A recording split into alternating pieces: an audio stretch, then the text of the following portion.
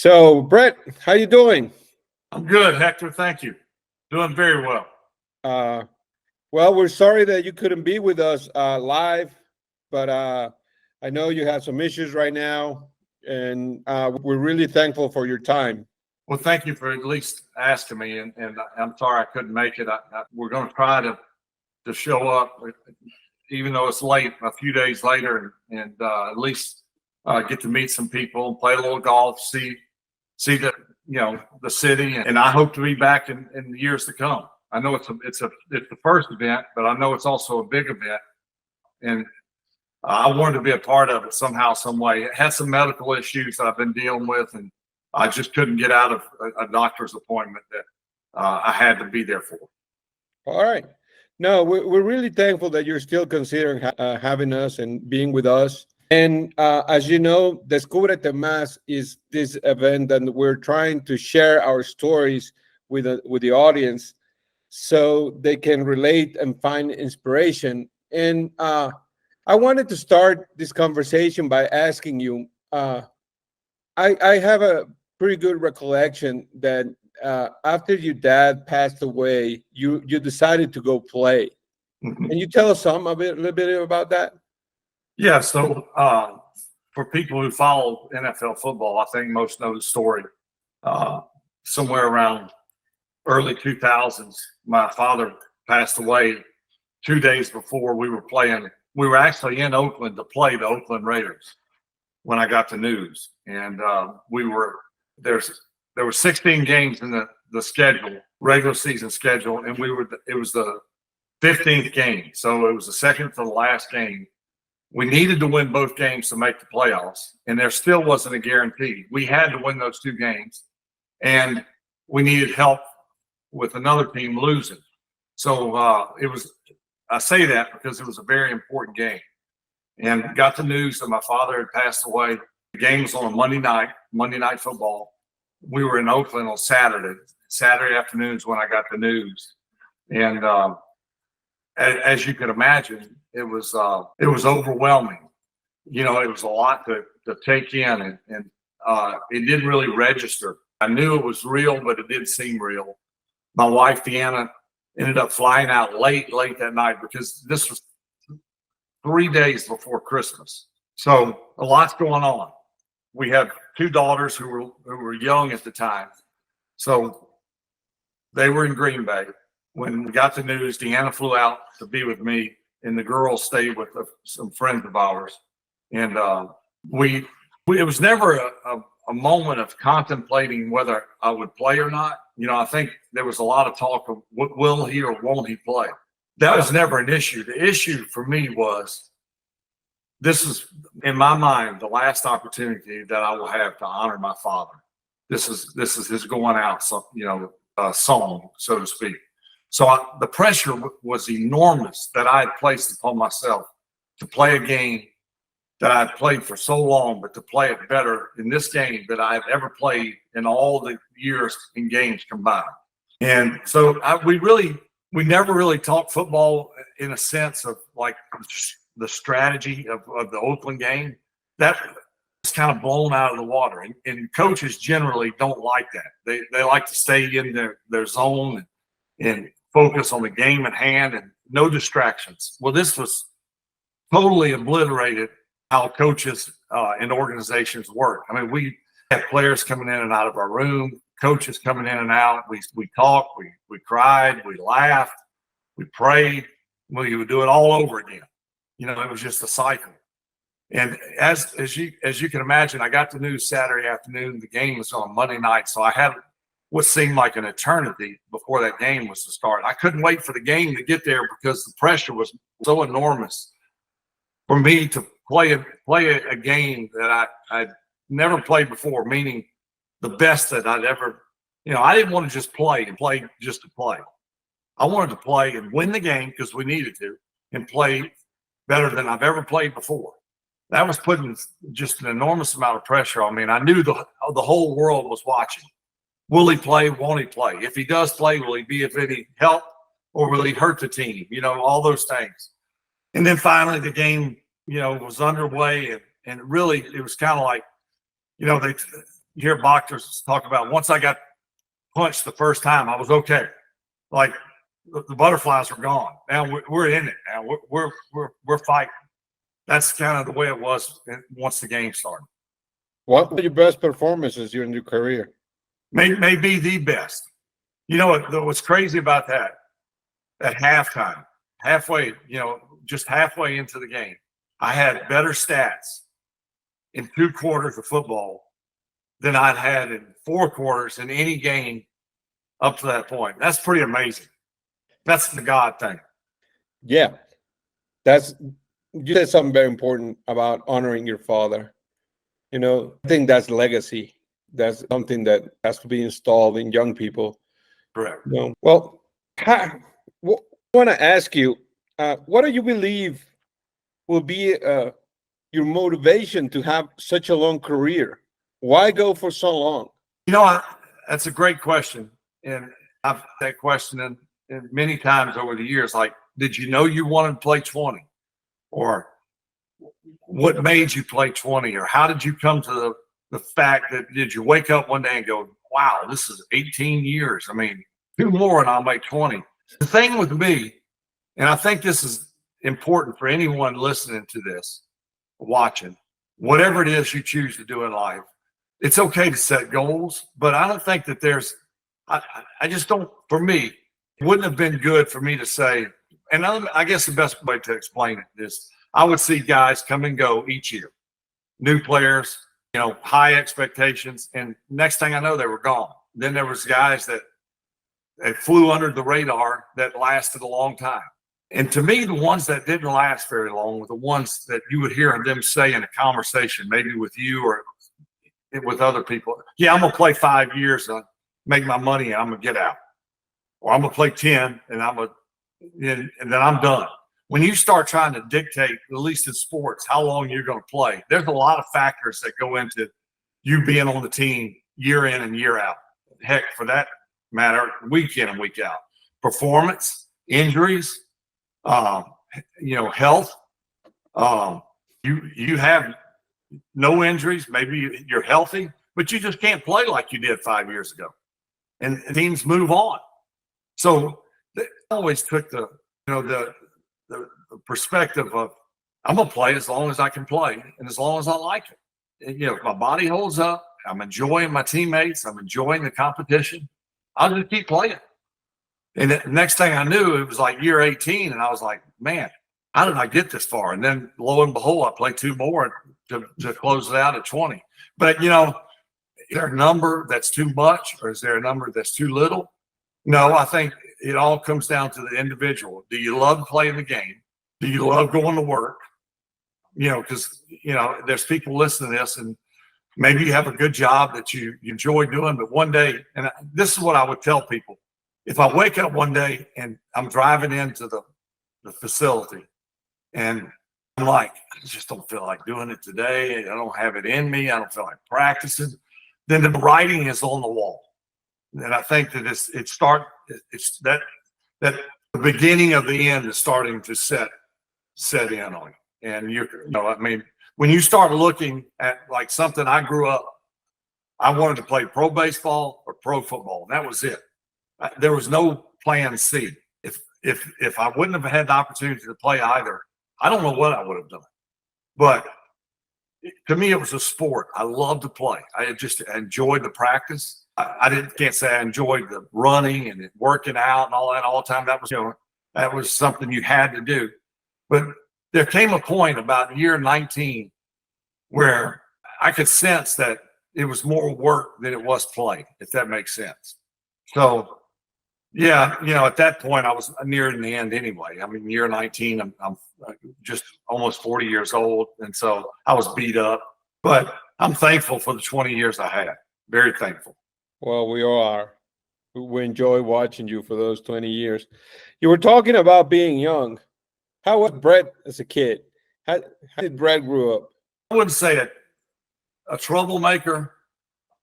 I was into everything. And I was first and foremost, I was in sports. I was playing baseball. If I wasn't playing baseball, I was playing football.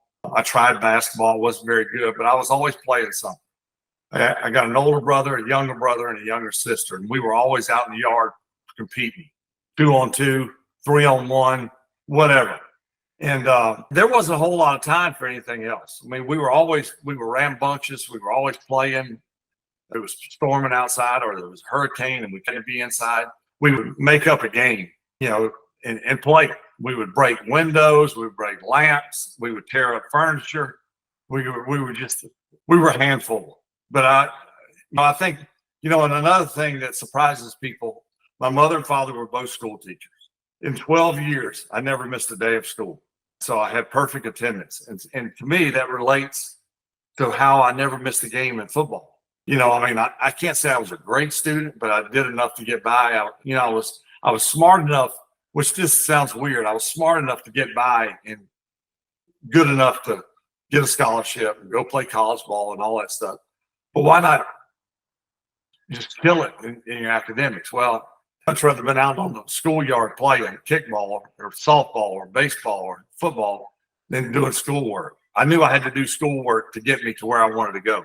And so I did enough to get by, but I never missed a day of school. I didn't want to miss. I didn't particularly like it, but I always wanted to be there in person. Well, you have such an interesting life. You have many years ahead of you, but when you look back, how do you define success? I've had this conversation with a lot of people, including my two daughters, that I think the misconception about success, if you were to just go in and ask a 12, 15-year-old boy or girl, what is your definition of success? I would be shocked if they didn't say someone with a lot of money. And that is the furthest thing from the truth. As we know, as you get older, you realize you can have all the money in the world and be the most miserable person around. Success to me is about doing something that you love to do or that you wanted to do and doing it the best that you possibly can. That's succeeding in your goal or your life achievement. For me was to be an athlete and be the best athlete. That's what I dreamed of. Now, as a kid, I didn't dream about how much money they paid. I didn't even think about that. Nor did I dream about playing in Pro Bowls and Super Bowls. And did I want to play in a Super Bowl? Yeah, but I wanted to play professional football. That was it. And I wanted to be the best. And I could say that I achieved that. So you don't have to be a singer. You don't have to be a football player. You don't have to be a soccer player. You can be a teacher and a very successful one. Again, all the money in the world does not make you successful, nor does it make you happy. We can agree on that. I think wealth should be defined in so much other areas other than just Right. money. We talk about that game in Oakland. During your career, you're a guy that has 3 MVPs. You won a Super Bowl. Is there a moment special that you can think that it feels to you like the most rewarding moment? That's a good question, Hector. I think playing in the Super Bowl, first of all, is kind of the pinnacle of a team success. Final Four in college basketball, the World's College Baseball, the World Series, that's the ultimate team goal. And I was fortunate enough to be a part of that, and we won one. But I think individually, and I never really thought about it this way, but I would think the first time I became a starter was when it dawned on me that I've made it, I've arrived. Now, will I stay? Is another story. That remains to be seen. Well, I did stay. But, it's kind of like this huge sigh of relief that I had privately. Like, I finally got my opportunity. This is what I've always dreamed of. Now, and the next thought or comment to myself was, don't let it get away. So I think individually, to get my first start was kind of a welcoming me into the fraternity, so to speak. But from a game perspective, I think the Oakland game was one of those games that will be forever etched in people's minds and will be talked about long afterward. And to me, I wish the circumstances were different. I wish my dad was back and that we didn't have to be having this conversation. That it was just another game, but that's not the case. And so at least it keeps the flame alive in talking about my father and knowing the circumstances and the enormous amount of pressure I've placed upon myself. And I prayed, I was like, Jesus, if there was ever a time I needed some help, I need to play this game better than I've ever played to honor my father. And there's no question at halftime, when I was walking in the locker room, I was like, thank you, God. Because I could have walked to the parking lot, got on the bus and went home and had better stats than I've ever had. I mean, think about that. Life is made up of up and downs. You got drafted by Atlanta, right? Didn't play, got traded. What was going through your mind as you sat on the bench all that time? Yeah. Did you think about quitting? Did you think about, I made it to an NFL team. This is pretty much enough? No, I remember that year, even though it was a long time ago, 1991. I didn't play. I'd been used to playing, being a starter. I was just a guy. Some of the guys on the team knew my name, some didn't. I had no role. I wasn't doing anything. I was on the team. And I never thought about quitting, but I thought, I don't like this. I want to be on the team. I'm thankful I'm on the team, but I want to contribute. And I didn't see any daylight at the end of the tunnel had I stayed there. Not anytime soon. Did I think I would be traded at the end of that year? Absolutely not. That was a true blessing in itself because I didn't play my first year. Think about it. I got drafted in the second round. I don't play. Then I get traded for a first round pick. So it's like I re-entered the draft for no reason and went in the first round rather than the second for no reason. I didn't do anything to better myself. I just sat on the bench. So I knew I wasn't the smartest guy in the room, but I knew right then and there, this is an opportunity that will never come again. So I better seize the moment. You got into Green Bay and you weren't a starter. First two games I did not start, correct. You get called up to the first team and this is when you say, well, this is my shot. That's exactly what I said. I had 0 reps with the first team. So, and that's no excuse because I'm not the only person that never gets reps with the first team. You just have to, they always say, be ready. Your time will come. Tomorrow, 6 weeks from now, maybe 3 years from now, but your time will come. What will you do with it when it comes? Well, it came sooner for me. And I remember they were like, grab your helmet. And I was nervous, but in a good way, because I knew this is what I've been waiting for. And I didn't know how I was going to get it done because a lot of the offensive plays and the terminology, the reps would, I didn't have any of that. So it's like kind of going into something blind and feel way through. But I knew that if I was going down, I went down swinging. You get thrown out and suddenly you're in the position of leadership right away with no experience. How do you go about changing the expectations of the team of having a new leader and leading them? I think that was that season, and the season after that, you went and played the Super Bowl, right? 3 years after. We went to the playoffs the first year, which had not done in 25 years. So how do you embrace that responsibility? When I went to Southern Miss in college, when I got into play was very similar to how I got into play in Green Bay. We were down about 17-3. It was the second half. The guy in front of me in Green Bay got hurt, but at Southern Miss, the guy in front of me just wasn't playing very well. But they said, "Hey, go in, bring us back. Let's win this game." Well, that was my personality. First of all, my personality, I like to ease the tension or the team or the huddle with I don't want to say laughter, but by being loose. Just kind of keeping guys. I think you play better when you're loose and you just kind of, when you're tense and nervous, you tend to play that way.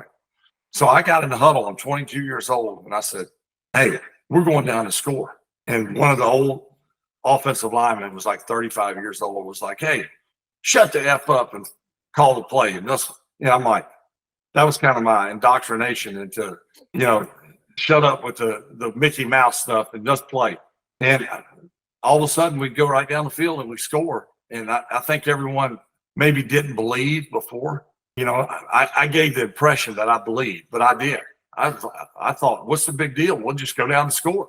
Well, everyone else is like, this guy's full of hot air. He don't know what he's talking about. He's just a young pup But by the end of that game, I had all the old guys and the young guys ready to go to war with me. If we'd had to go to war right then, they were right. It sounds amazing, but it sounds like you were built to be there. As you were up, which will be the most significant person in your life that impacted you the most and helped you shape this kind of mentality?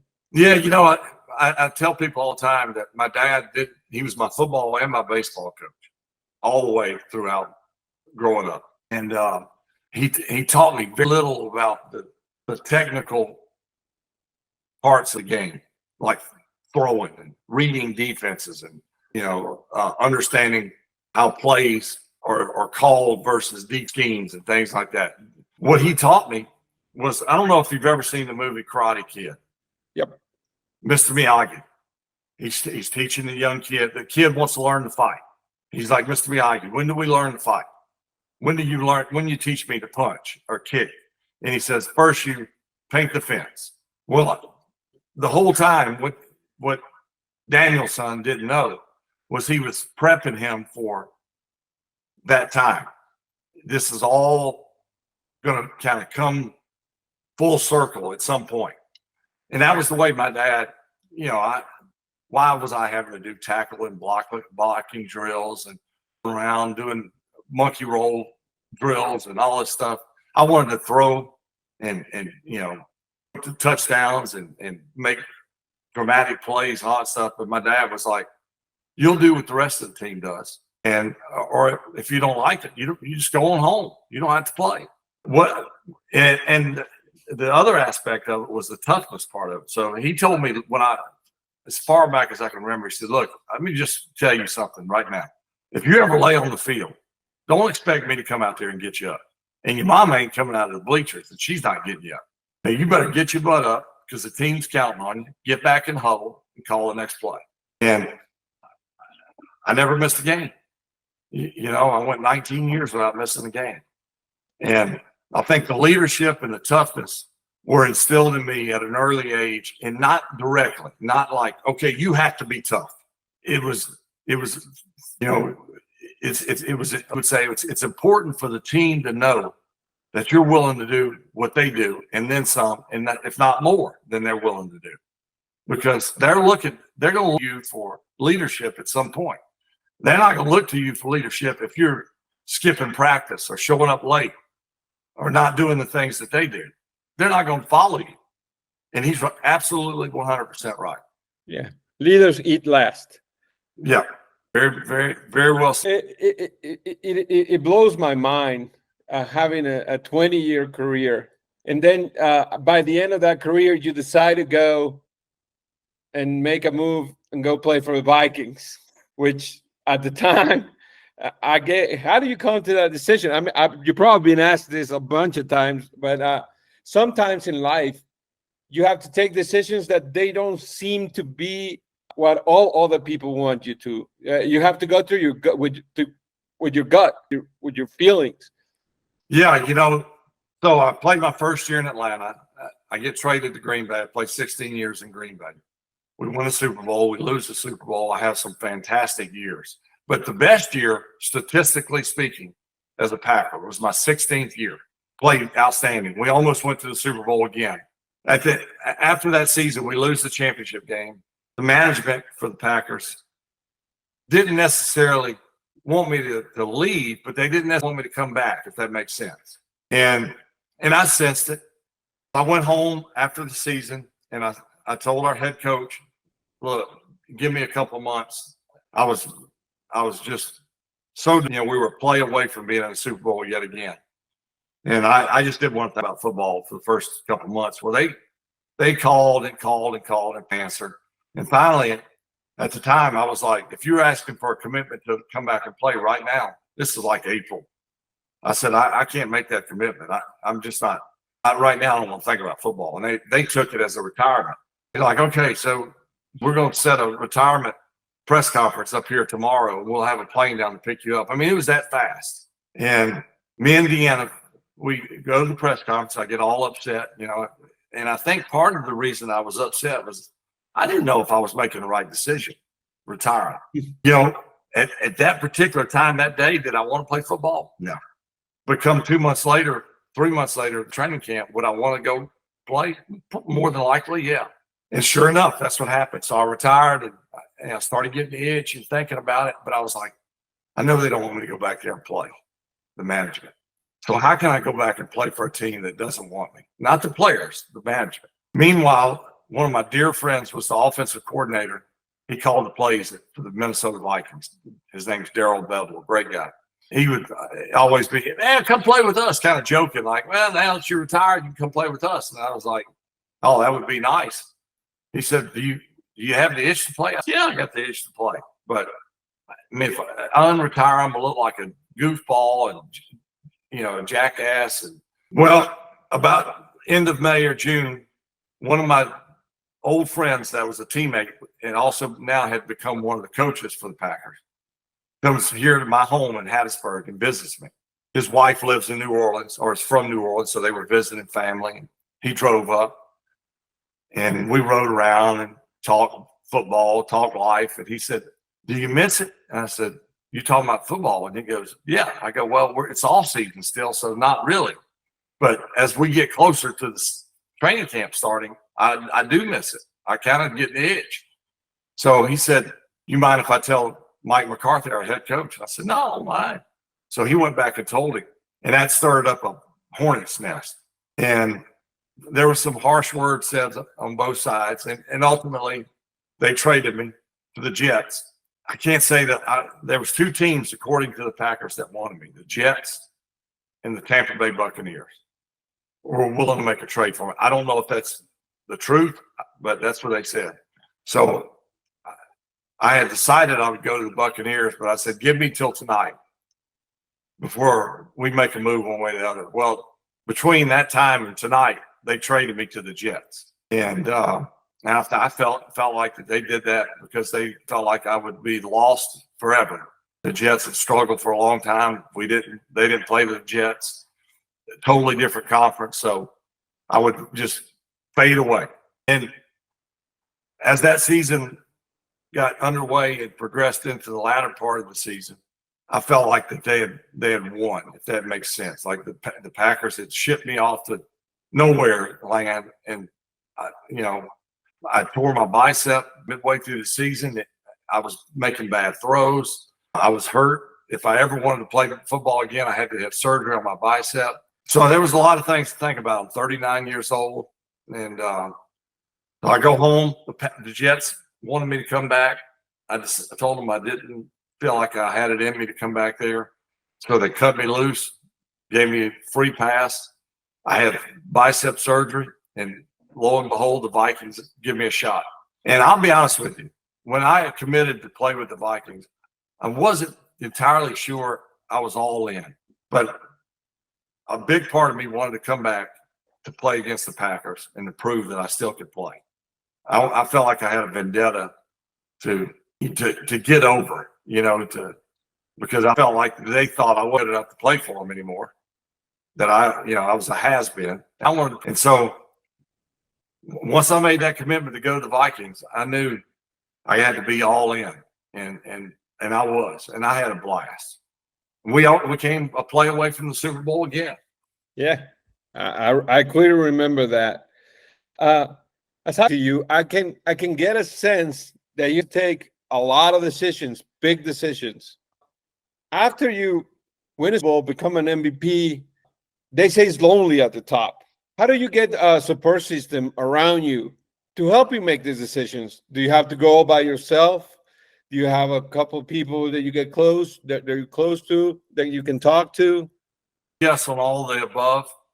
My wife has been an instrumental part of in my success. And it's not that she's hasn't had her share of adversity. She was diagnosed with breast cancer, advanced breast cancer at an early age, early 30s. And that was a couple of days apart from her losing her brother in a tragic ATV accident out here on our property. But we grew up together. We grew up together. She was a year ahead of me in grade school. We started dating, or whatever you want to call it, when I was in the 9th grade. She was in the 10th. We knew each other long before that, so we knew each other way back. I mean, she knew me well before my first touchdown pass, and that doesn't matter to her. How many touchdowns I've thrown, how many yards, how many wins, absolutely means nothing to her. So I've always relied on her for, she seems to have a clearer head and, a more solid head on her shoulders than I. And some other family members, and my agent, Bus Cook, was also another instrumental person in my decision making. And getting back to what you said, when you have a lot of success, it can be lonely at the top.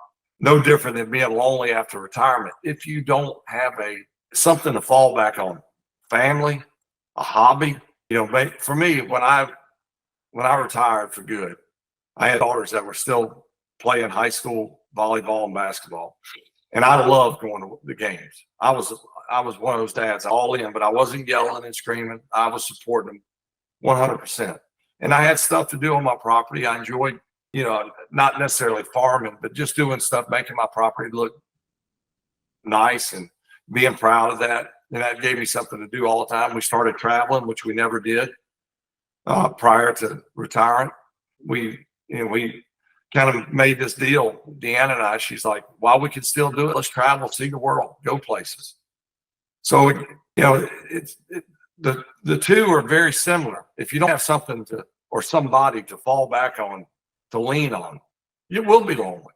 And I can't tell you how many times I've come across players that I played with or against that are retired like myself, and I haven't seen them in many years. I say, how you doing? Man, I miss structure. And I go, you miss structure? Well, how so? I miss having to be somewhere at a certain time. I can't believe I'm saying that, but I miss, structure of being somewhere, having a practice, having a schedule, and being expected to be on that schedule. I got a lot of free time, and I don't know what to do with it. I hear that so many times. It's sad. I was about to say that's sad because a lot of people struggle with mental health issues after that.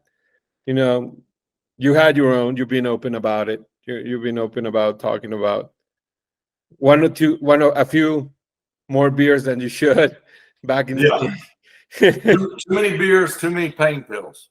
Yeah, 1996, which is the 96 year was when we won a Super Bowl. But the summer before that season, I went to rehab for pain pills. Spent 73 days in a row in Topeka, Kansas, at a rehab facility. I was bad. I really was bad pain pills. I was taking 16 Vicodin ES at one time, all one time. And I would pull them out of my vomit, put them back in my mouth. I mean, that's how bad it was. And it had a strong hold on me. And there was a lot of praying involved in that, because people that have been through it like myself know that we do not have the power to beat addiction. Only a higher power can beat addiction. And believe me, I thought for a long time I had a check. I knew what I was doing. I know what I'm doing. I would tell people, I know what I'm doing. And then it spiraled out of control to a point where I had 2 seizures that almost killed me. One was the day before we're playing one of our games in the 95 season. So, I mean, there was a lot of close calls. To come out of that, never taken a pain pill since. In 1998, I went back to that same rehab facility for alcohol. And since then, I've never had a drink since 1998. That's amazing. It is amazing. And that's a Jesus Christ thing. Like it's high power. And I think we thank you. It doesn't matter who you are. It doesn't matter what you do. It doesn't matter how much you have. Everybody's going to face adversity. Adversity is going to come up is what are you going to do with it when it comes up, right? And you had an amazing career, and now you're using your time to do. I mean, you talk about this. This is not the first time you talk about battling with addiction and coming at a mental health issue, and I think that's remarkable. People really thank you for being an inspiration for everyone, including myself. I really, really, really admire you. Brett, we appreciate your time. We don't want to take that much more of your time. If you could go back and talk to yourself, to that kid in the picture, I just saw recently a picture of the guy drafted. You remember? Oh yeah, That famous picture that I don't know, some other player, Baker Mayfield made Baker up. Mayfield. Yeah, Yeah. he. What would you tell that kid? I've thought about this so many times, and I cringe when I see that picture or old interviews that I did, and I go, yeah. And when I cringe, I go, oh, what was I thinking? Look how bad I sound, how cocky I was. Or I think what I would say, because it worked out, obviously, but what I would say and I can't even recall off the head times where maybe I was rude to someone, or what's the word? Just kind and thoughtful. It doesn't mean you have to have a conversation with everybody that comes up to you, but there's a way to be nice and respectful and polite. And again, I'm not saying this because I was a bad person. I'm never going to say I was a good person. Only other people can say that about me. But I would say that at an early age, and I'm probably not the first one to say this or feel this, you don't have time to be considerate and thoughtful and kind and polite, when really you have plenty of time. There's always time to be a good person, in my opinion. There's no place in being rude. It's just uncalled for.